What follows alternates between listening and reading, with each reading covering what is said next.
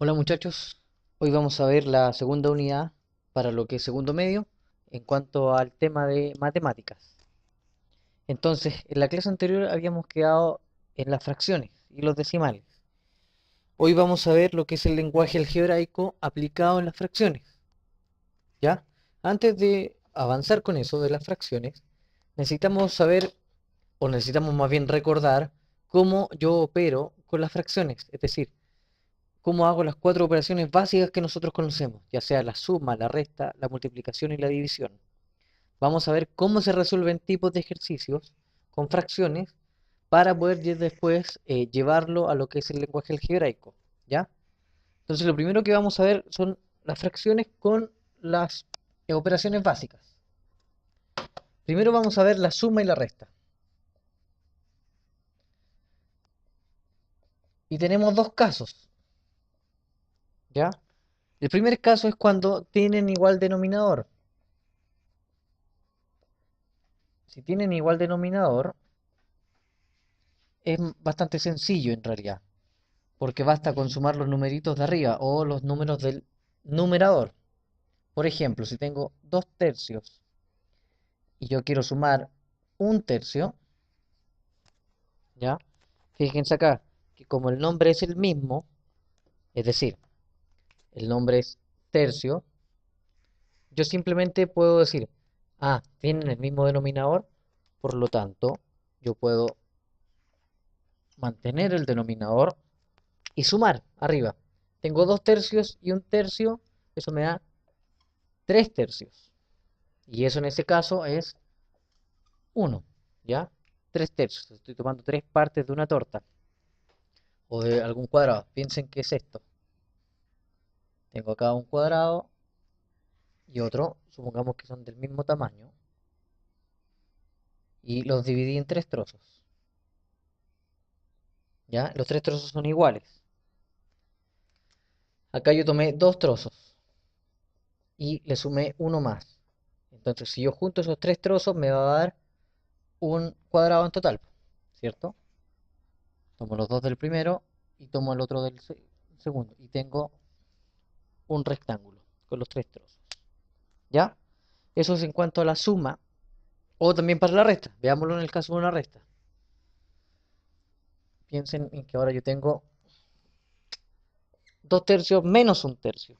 Nuevamente, como el denominador es el mismo, yo digo, mantengo el denominador y en este caso resto los de arriba.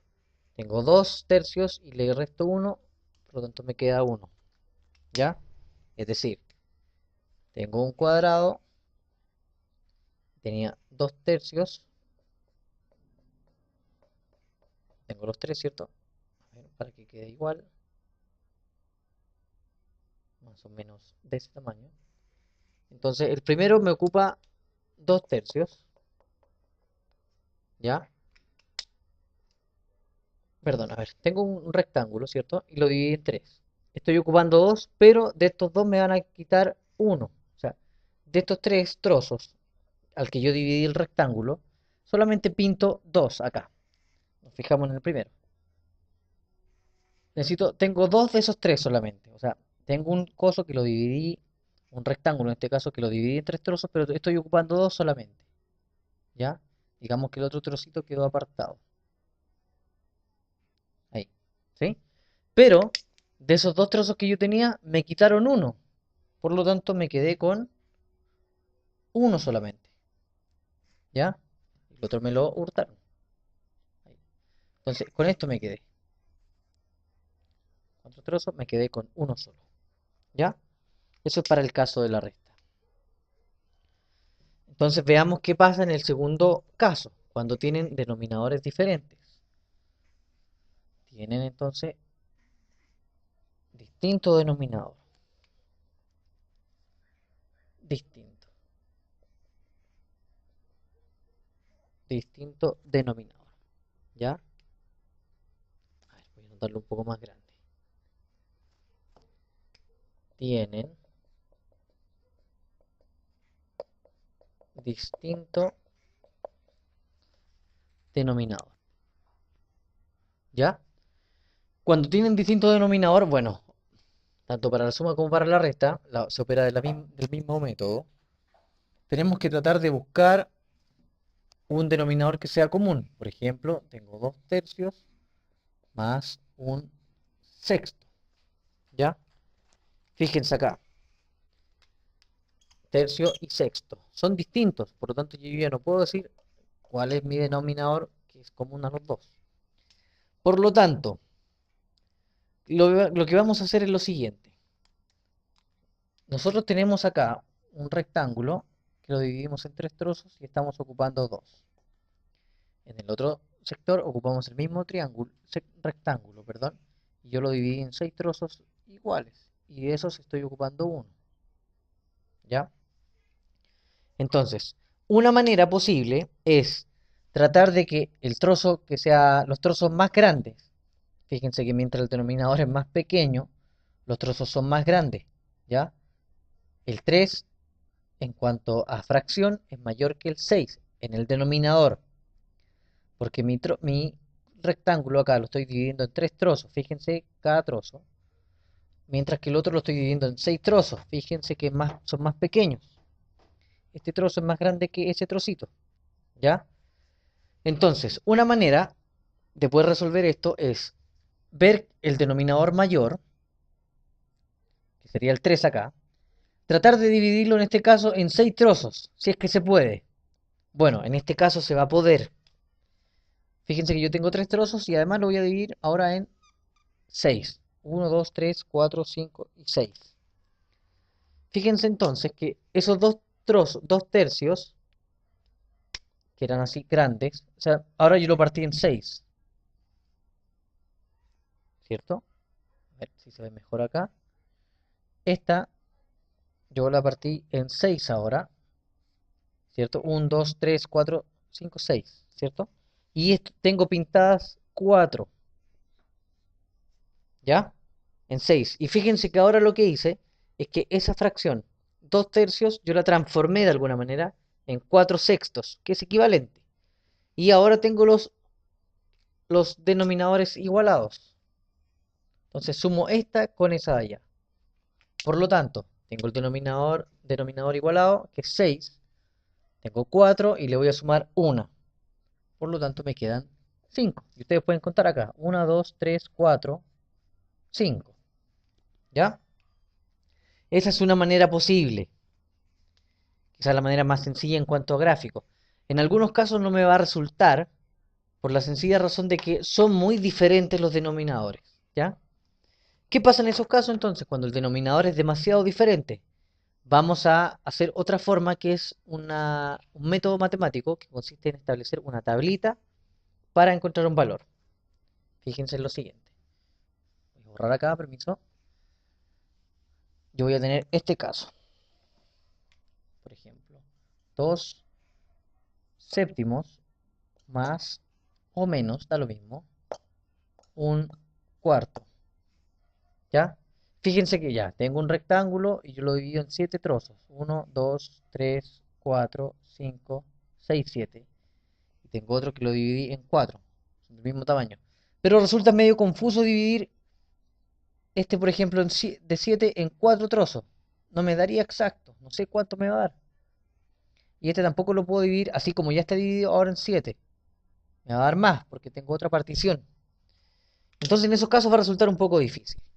Vamos a ver otra metodología. Entonces, tenemos 2 séptimos menos un cuarto. Y queremos buscar el mínimo común denominador. Eso es lo que queremos buscar, que no se le olvide. Estamos buscando el mínimo común denominador. Ese nombre no se le olvide, común denominador. No se le puede olvidar eso. El mínimo común denominador.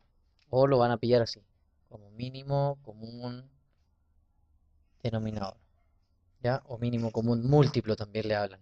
¿Ya? Denominador o múltiplo. Cualquiera de las opciones es válida. Mínimo común denominador o mínimo común múltiplo entonces. Entonces vamos a establecer una tablita para encontrar valores. Voy a hacer la siguiente tabla. Miren, fíjense acá. Voy a cerrar el ejercicio. Voy a decir esto. A ver, voy a hacer una tablita Supongo que más de alguno tiene que haber visto esta tablita. Y voy a colocar los denominadores acá. ¿Ya? La idea es buscar divisores que sean común a estos denominadores. Y siempre vamos a empezar por divisores pequeños. Es decir, algún número que quepa en alguno de esos dos justo. ¿Ya? Y siempre empezamos por pequeños. El uno no lo consideramos porque el uno cabe exactamente en cada uno de los dos. ¿Ya? Y no me va a servir.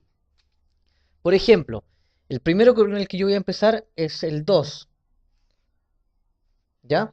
Yo digo, ¿cuántas veces cabe el 2 en el 4? Bueno, cabe 2 veces.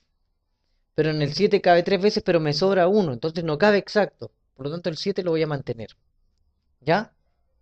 Luego, puedo dividir por 2 otra vez. ¿Ya? ¿El 2 cuántas veces cabe en el 2? 1. Cuando yo llegue a 1 con algún término, ya no lo ocupo más. Le pongo esa rayita que terminé. El 7 lo mantengo. ¿Y ahora por cuánto divido? Bueno, simplemente por 7 en este caso. ¿Cuántas veces cabe el 7 en el 7? 1. Y ahí se acaba. ¿Ya? Tomamos entonces estos tres valores y los vamos a multiplicar. Así, 2 por 2 por 7. Ese resultado me va a dar el mínimo común múltiplo. En este caso va a ser lo mismo que haber multiplicado esos dos. 4 por 7 y eso es 28. ¿Ya? Luego el mínimo común múltiplo es 28. Entonces veamos acá. Volvamos a nuestro ejercicio. 28 dijimos. ¿Qué es lo que me queda por hacer? Lo que yo voy a decir es lo siguiente. ¿Cuántas veces cabe el 7 en el 28? Yo digo, cabe 4 veces. Entonces va a ser 4 por 2. Menos 1 por ¿cuántas veces cabe el 4 en el 28? Cabe 7 veces. ¿Ya? Entonces va a ser 4 por 2 que son 8, menos 7 por 1 que son 7, partido por 28. Eso me va a dar 8 menos 7 me da 1 partido por 28. Y ahí obtengo el resultado. ¿Ya? Hagamos otro para que quede más claro. Por ejemplo, veamos uno un poquito más sencillo quizá en términos de que podemos encontrar algo más, uno más simple. Por ejemplo, 1/3 más 3/4. ¿Ya? Hagamos la tabla entonces. Vamos a decir, tenemos el 3 y el 4 acá, separados. ¿Sí? No, vamos a cambiar esto mejor. Vamos a decir 6 y 4. ¿Ya? 6 y 4. Entonces, busquemos algún número que divida a los dos al mismo tiempo, desde los más chicos a los más grandes. Voy a partir por el 2. Digo, ¿cuántas veces cabe el 2 en el 4? Cabe 2 veces. Y el 2 en el 6 cabe 3 veces. ¿Sí? ¿Cuántas veces cabe el 2 en el 2 ahora? Pongo ahí, 2 en el 2, una vez. El 2 en el 3 no cabe, exacto, entonces mantengo el 3. Ahora divido por 3. ¿Cuántas veces cabe el 3 en el 3? Una vez. ¿Sí? Le llego los 2 a 1. Y tomo esos tres numeritos, digo 2 por 2 por 3. Eso me va a dar el mínimo común. 2 por 2 son 4 y 4 por 3 son 12. Por lo tanto, el mínimo común es 12. Vamos acá entonces. 12. ¿Qué me queda por hacer? Es decir, ¿cuántas veces cabe el 6 en el 12? El 6 en el 12 cabe 2 veces. Y 2 veces por 1 es 2. ¿Ya? Más el 4 en el 12 cabe 3 veces. Pero 3 por 3 es 9. ¿Ya? 9 más 2 son 11. 11 partido por 12 entonces es el resultado de esa suma. ¿Ya? Todavía está un poco confuso esto, no está del todo bien hecho.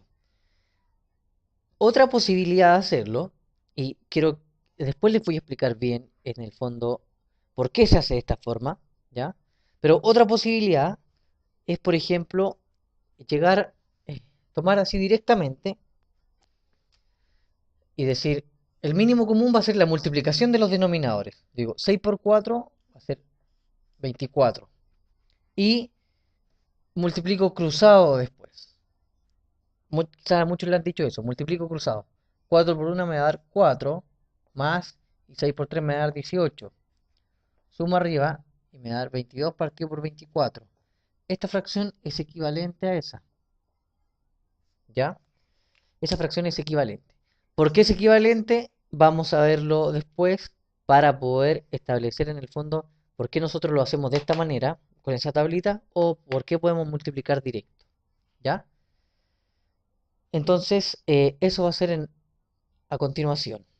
Entonces, veamos ahora el caso de la multiplicación y división de fracciones.